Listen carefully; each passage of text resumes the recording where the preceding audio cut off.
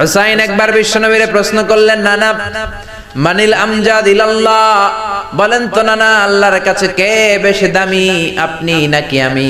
বিশ্বনবী বললেন, হুসাইন আনাল আমজাদ, আমি বেশি দামি।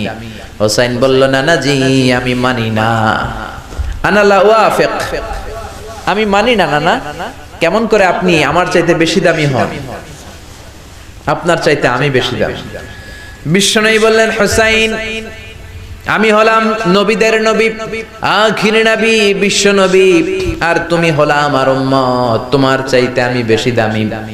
হুসাইন বলে, নানা জি আপনি ভুল বললেন, আপনার চাইতে আমি হুসাইন বেশি দামি। সুবহানাল্লাহ কইবেন না? বিশ্বনবী বললেন, কাইফা যালিক, কেমন করে এটা? হুসাইন বলল, নানা জি তাহলে বলেন তো আপনার আব্বার নাম কি? বিশ্বনবী বললেন, আমার আব্বার নাম হলো আব্দুল্লাহ। কি নাম?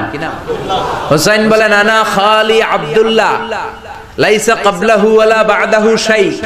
খালি আব্দুল্লাহ, সামনেও কোনো টাইটেল নাই, পিছনেও কোনো টাইটেল নাই।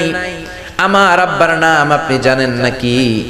আমার আব্বা হলো শেরে খোদা, দুনিয়ার সব কাফির মুশরিকদের জন্য আল্লাহ আমার আব্বারে বাগ বানিয়ে পাঠিয়েছে।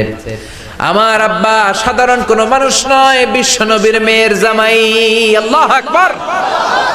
আপনার আব্বা আব্দুল্লাহ কি কোন নবীর মেয়ের জামাই নাকি? বলেন। আমার আব্বার নাম হলো আলী কাররামাল্লাহু ওয়াজহা। বিষ্ণু বললেন, তাই তো, আসলে তো তোমার আব্বা বেশি দামি। আবার হুসাইন প্রশ্ন করলেন, নানা বলেন তো আপনার আম্মার নাম কি? কি নাম বিশ্বনবীর মায়ের? তোরা দেখে যা আমিনা মায়ের কোলে, মধু পূর্ণিমারি সেথা চাঁদ দোলে, যেন উষার কোলে রাঙা রবি দোলে।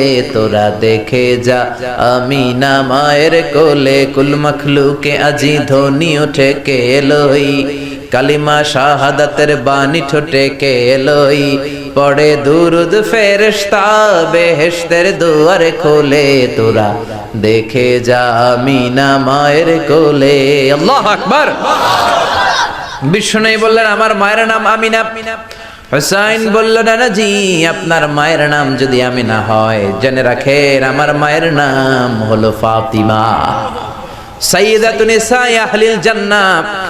জান্নাতে সর্বপ্রথম যেই মহিলাটা ঢুকবেন, ওই মহিলাটা হলো আমার আম্মা জান ফাতিমা।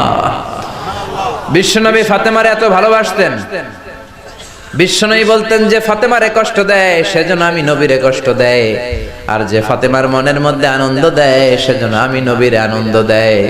বিশ্বনবী কোন সফরে গেলে সবার শেষে ফাতেমার সাথে দেখা করে বের হতেন, আবার সফর শেষ করে বাড়িতে আসার সময় সবার প্রথম ফাতেমার সাথে দেখা করতেন। ও নানা বলেন তো তাহলে কে দামি, আপনার আম্মা আমেনা নাকি আমার মা ফাতিমা? বিশ্বনবী আর কোনো কথা বলে না। হুসাইন একের পর এক প্রশ্ন বানে নানাকে জর্জরিত করছে, নানা এবার বলেন তো আপনার নানির নাম কি?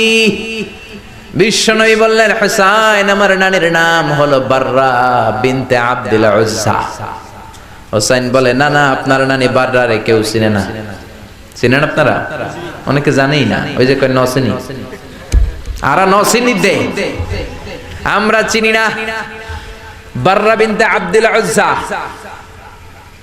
হুসাইন বলে, না না আপনার নানিরে তো কেউ চিনে না, বাররা নামটা কারো মুখস্থ নাই।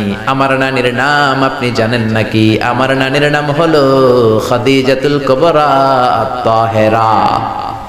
একটা মহিলাকে আরশের উপর থেকে আল্লাহ সালাম জানিয়েছেন, ওই মহিলাটাই আমার নানি খাদিজা।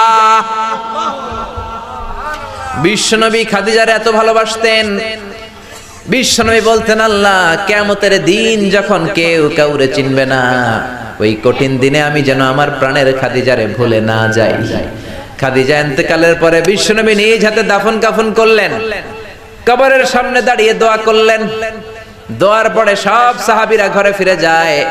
আবু বকর বললেন, নবী চলেন ঘরে ফিরে যাই, দাফন শেষ, কাফন শেষ, দোয়াও শেষ।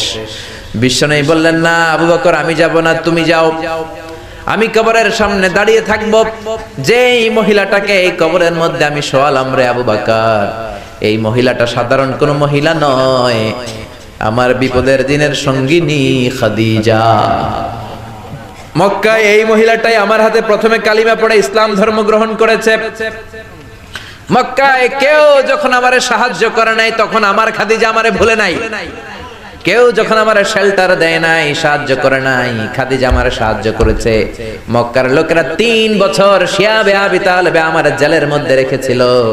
আমার কলিজার টুকরা বিবি খাদিজা ওই জেলখানার ভিতরে আমার সাথে ছিল।